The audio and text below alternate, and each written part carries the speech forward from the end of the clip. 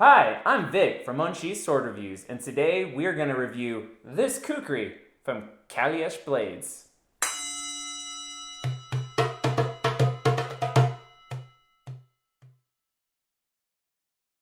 So we're going to start out with some disclaimers today. We are not sword experts. We are sword enthusiasts. What that means is that we have not studied medieval history or Asian history to know about the technology and evolution of swords, but we are consumers. And the goal of our podcast here is to help you make an informed decision based on three basic dimensions: handling, fit and finish, and overall value. So that's the point of this podcast, is for us to help you be informed sword consumers, because you can't go to the sword store. And you're going to spend a lot of money on some of these things, and you want, like John said, you want to make an informed decision. Also, as he mentioned, we're not good in terms of the cutting, as you'll see later on in this video. It's quite comical. Have fun with it. We do. But so what we have in front of us here is actually not a sword, but as we're going to cover throughout the rest of this channel, we like all sharp things that are pointy, stabby. True. And to sort of forward where he's going with it, I think in the future our sword show will extend to all muscle-powered weapons. Yes. So that could be hafted weapons, it could be maces, it could be flails, it could be any of that kind of stuff. Mm-hmm. Anything powered by muscle, we're there for it. So yes. So John, what do we have here? This is a kukri. It is made by Kailesh Blades, and it is the Angkhola Chirra model. Now, I don't know if I said that correctly, because it is actually made in Nepal, so it is not in a language that I speak, and I do not speak that language at all, so therefore, I don't know if I said it correctly. I'm sure you're butchering it, but yes. I'm not going to do any better. I'm just going to call it a kukri. So this is actually a really special kukri because it was my birthday gift, and I had no idea what it was. John and Scott, the other guy who does the sword channel with us, bought it for me, and you can check out the mystery unboxing that I posted of this, where I freak out the second I realize what it is. It's a kukri! Ah! So it's a really, really good-looking kukri, I think. So John, what do you think of the fit and finish, and what do you think of this design overall? So before I talk about that, I do want to mention that while this Angkhola Chirra, or however it's pronounced, is one of the offerings that Kailesh Blades have, they have a variety of other kukri that they make as well. And so if you're like me, before you ever go to a kukri specialist, you think kukri, you picture something like this, probably less ornate, without the fullers and all that sort of stuff, and you figure they're all probably about the same. That would be a mistake on your part, because when you go to this website, which I fully recommend that you do, mm-hmm. There are so many different beautiful shapes and offerings going back in time from different time periods and from different regions of various places, from Nepal, from India. It's amazing, so it's really worth checking out, even if you never want to buy one. It's just neat to look at. 100% agree. I first checked their website out when Skallagrim posted a video about one of his kukris. I'll link that in the description of this video. And Matt Easton recently posted a video talking about kukris that he just got from them. And yeah, you browse their website, not only do they have lots of different models, every single model has so many different options you can get. They even do custom versions. They could build something to spec for you, or even just add things to them, like if you wanted a handguard or something, which isn't traditional, but you can get that. So amazing website to just go look through. And like John said, I had no idea there were that many different types of kukris. So right. And so in terms of the fit and finish on this, I think it's absolutely gorgeous. I mean, if we'll show some close-ups as we go along here, but the fit and finish is absolutely perfect. It's got a buffalo horn handle, and there's various options for each kukri you can look at. The buffalo horn handle is one option. The hardware here, you can get different materials. You can get copper, stainless steel, a couple of other choices. White metal, don't know what that is, but you can get that. So there's a variety of options, and so they all affect price a little bit. But the way it all comes together, it is absolutely gorgeous. I mean, there is not a millimeter of space anywhere in this thing. It fits together beautiful. It's gorgeous. It's a really, really beautiful piece of work. Right. So before I mention anything about the actual finish and what I think of how it looks, you're right. The fit is ridiculous. Everything is right and tight and secured, and nothing's going anywhere. It is really, really well built. Probably one of the best built pieces that I personally own, and that kind of thing matters to me. So in terms of the aesthetics itself, I call this my bougie kukri, which is, I think, exactly why John and Scott got it for me.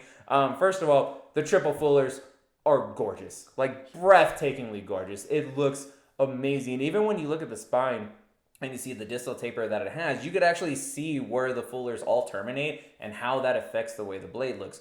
Gorgeous. It has some amazing decorative bits on like the first half of the blade pretty much, which look really, really cool. But it should be noted that the finish of all of that is a little rough. Like there's some inconsistencies in like some of the, I don't know if that's dye or ink or whatever that is, or just how it looks. It does have a little bit of a rougher finish than what I'm personally like my preference would be. But I think on this, it actually works for the overall piece. It looks really, even some of the handle, some of the bits of the handle are a little rougher in finish. But overall, I think it totally, totally works. And I think it is a gorgeous example of this style of kukri. So Yeah, I agree. One other thing to note that changes the way it looks in terms of the construction is that in general, kukri traditionally are constructed with a rat tail tang. But they offer, the Kailesh Blades offers you the option of getting a full tang instead, which I did on this, which changes the way it looks a lot. But and also the way it feels. I think it probably takes a little bit of weight off the blade, which we'll talk more about handling. But it does change the way that it essentially turns the handle into scales instead of a whole wraparound handle, and it just looks great though. It looks really, really beautiful. yeah, and again, from an aesthetic standpoint, the tang is exposed on either side, so you can see that, like you're saying. And again, it adds to the visuals for me. It looks really good. Completely agree. And it's peened. We should also talk about the fact that it's peened at the end, and there's actually a little spike of peen that comes out, which could be useful. I mean, if you're trying not to make friends with somebody, that can be helpful. So I think it's gorgeous. It's absolutely gorgeous. Yeah, this is definitely if I was going to buy one personally, this would have been the one that I would have bought. So, hey, it's nice when you have friends that know you, huh? So look at yourself like this. So, yeah, absolutely gorgeous kukri. Couldn't be happier with the aesthetics. So, what do you think about the handling, Vic? So, the handling, okay, I was kind of blown away by the handling. So first of all, shout out to Matt Easton, Scala Gladiatoria, because I watched a video on his channel explaining how to properly hold a kukri and what this rib right here in the handle is actually for. And that's for placing in between your fingers, and it really locks your hand in place. And you feel like that, or that sounds like it wouldn't do as good of a job as you think it would. Mm-hmm. No, if you actually lock that in place, it's not moving. So just dry handling this, you feel like, oh, okay, it's pretty lively. It's going to have some good weight to it.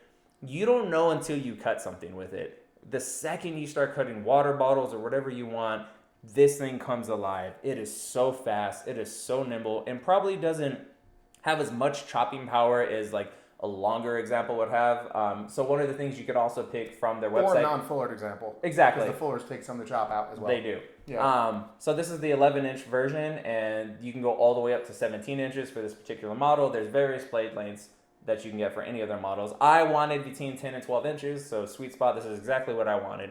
So, a longer blade with no fullers would have a lot more chop to it. This, for me, is perfect. It has a perfect balance of smooth, easy maneuverability, and you really still could pull off some pretty devastating deep cuts. When I was cutting water bottles with it, I was amazed with how fast and easy. Like, you line up a really good, easy cut when the bottom of the bottle doesn't really move or just hops ever so slightly. And we'll show you in some of the cutting footage. That's easy to pull off all day. Like, if you line up your edge alignment even slightly. So, yeah. John, what did you think?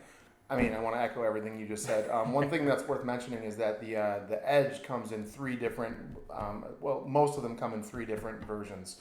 There's a performance edge, which is like the finest edge designed for doing exactly what we're doing with it, cutting water bottles, cutting tatami, that sort of stuff. Then there's just the regular edge, and then there's like a heavy duty edge, which is, I guess, if you're going to use it as a camp tool, maybe for splitting wood and stuff like that. So this has the performance edge on it, which I think drastically increases the way it performs in terms of the stuff we're trying to do with it. Because you'll see in one of the videos, and this was fantastic. First time I cut anything with this, okay? I had two little, polystyrene water bottles next to each other, and I went to cut them, and like they didn't move, like they didn't fall over, nothing happened. It was a nice straight cut, and I barely even felt like I swung my arm. And you can see my reaction on the video. I light up, like I was like, wow, I never knew it could be like this. Because I don't know, probably a lot of you folks. I mean, there's a lot of kukri out there, right? And you can, like made in Pakistan, you can get them fairly cheap. I mean, Amazon will sell them to you for like $30 for a kukri, right? And it'll have the traditional rosewood handle. The handle will look just like this. And I have one of those. And so when I picked this up the first time, I was like, this doesn't even feel like the same animal, okay? It doesn't even feel like this. It feels like a scalpel compared to a 2nd century BC Roman gladius. It's like that's the difference in feel. It's unbelievable. I can't tell you enough how great this feels in the hands. And as most of you sword enthusiasts probably know, the unfortunate thing actually with this hobby of ours is you kind of get what you pay for, right? And so that's the thing. That's the difference between a $50 Amazon kukri versus actually dropping a significant amount of money on something like this. You're getting it in the performance. And if you don't care, if you just want something that looks great and you want to go slice stuff around, like good on you, and you have those options. That's what's kind of neat about kukris. But if you want something built traditionally and that handles the way it kind of should, this is a really good option. Anything from this maker is a really good option. So absolutely.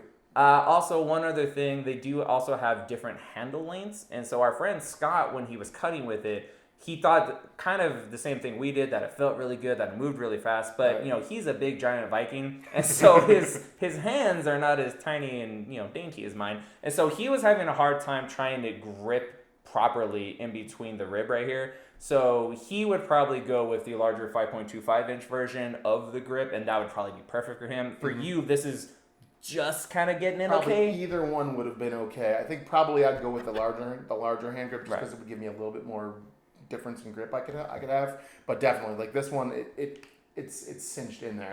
Yeah. If you have medium-sized hands like I do, this is perfect. Like it will fit right and tight and just be amazing in the handle and all that. So one other thing to mention too, as regards fit and finish and handling, is it's got a buffalo horn handle on it, which is obviously an organic natural material, and they warn you that because of changes in temperature and humidity and stuff like that, it's possible that it can crack on the way to you, which can happen. I mean, sheaths do that a lot when you get swords from China or wherever. But in this particular case, nothing like that happened. It's in perfect shape. Value. So, all right, as with anything, we're going to put the graphics up and tell you what we score this completely overall. Value, John, you were the one who got this for me. So what does this kukri run you if you wanted to get one like this? So no options whatsoever at the shortest possible blade length. I think it starts out at $146 or something like that, $145.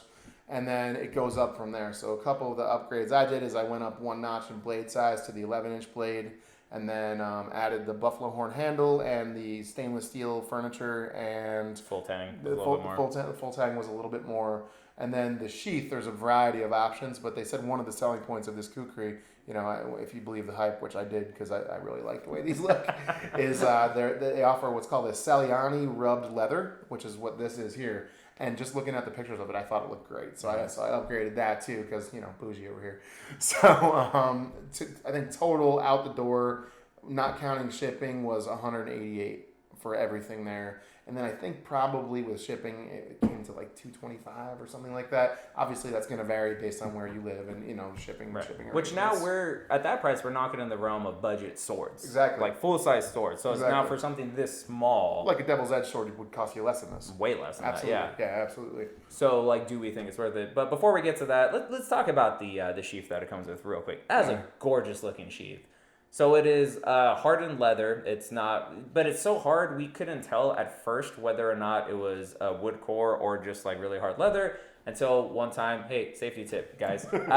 Make sure you're gripping it properly when you're sliding something sharp in and out, because this is very, very stiff and rigid, which is cool because it retains like a mofo. But at one point I was trying to wiggle it in there and it just stabbed clean through.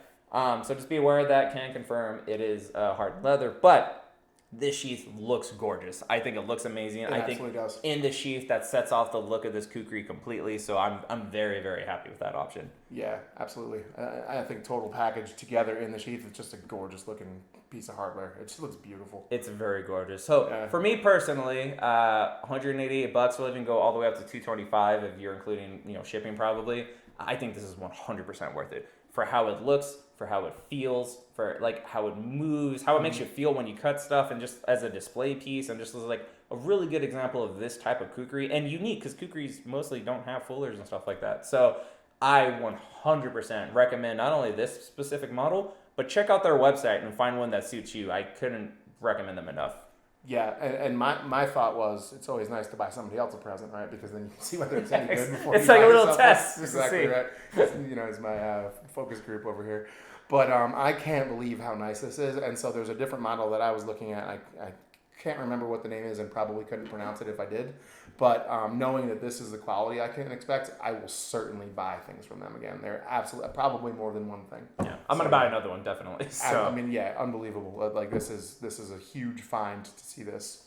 Also, and again, we'll show it in the graphics, Scott also recommends. He was pretty blown away as well with how this looked and felt and all that. He really, really liked it, despite him wanting a longer with the handle. caveat of the handle, yeah, exactly. But yeah. he would just get a longer handle, and he would be more than happy with something like this. So he definitely recommends also. So absolutely. Yeah. So yeah. I think that's about everything I got. Also, one thing to point out is that if there's stuff we missed in this review that you would like to hear about other things that we review, or indeed if there's even pieces you'd like to see reviewed, let us know in the comments because we want to make this useful for you again. So please let us know what will be helpful. 100%. Good point, John. Thanks for joining us on this episode of Unsheathed Sword Reviews. If you've enjoyed, be sure to give us a thumbs up, hit that bell for notifications, and give us a subscribe. Peace. Peace.